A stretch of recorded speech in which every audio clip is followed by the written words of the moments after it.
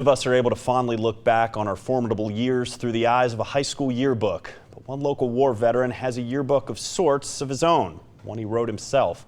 Today we recognize those who were prisoners of war and those who were missing in action, and we share the incredible story of Bob Doolan. This is a diary of what? Stalag Luft 3. I was in with him for 16 months. Second Lieutenant Robert Doolan, United States Army Air Corps, 0795218. The day we took off. Start engines, 5:41. Take off, 6 o'clock. When Christmas 44 passed, we said, well... A collection of times, dates, locations. 8:43, bombs away. 9:45, all hell broke loose when we got hit. Crashed near Venlo. Bittersweet, life-changing moments, frozen in time. I gave my ex-high school ring to a farmer for bread. Made contact with the underground. If you saw anything from Ian Frank, we stayed in places like that. His wife would wake up screaming because she was afraid we'd get caught. And he said, very calmly, he'd say, I can't shoot Germans, but I can do this.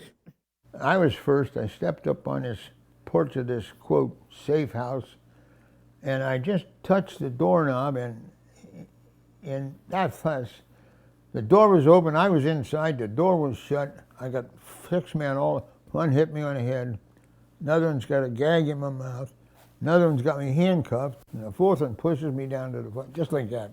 Bob Doolan spent 20 months in a German prison camp during World War II. His memories of that time are kept here in this journal. Well, it's only 2 years, but it's like a big percentage of my life. I think it's a big part of my growing up. It reads like a yearbook. Photographs of baby-faced soldiers and airmen, many long gone. Oh, that's Spivey. Just human and efficient, and he looked like a school teacher. Newspaper clippings, scribed in German, prominently featuring the enemy. Captain Novotny. Hitler's congratulating him on his 250th airplane that he shot down. Major Novotny is fallen. He's shot down. Is that right? The 10th of November. Sketches and watercolors that look like they belong in a gallery that Doolan shrugs off as something he did just to pass the time. It just was a beautiful picture, and for some reason I thought I could do it, so. Looks like you did it. So I fared better than some.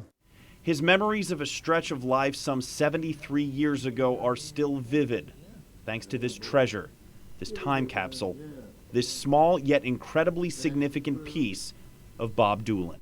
Dear folks, all through the long months as a prisoner, the one bright, hopeful thought was the news from home.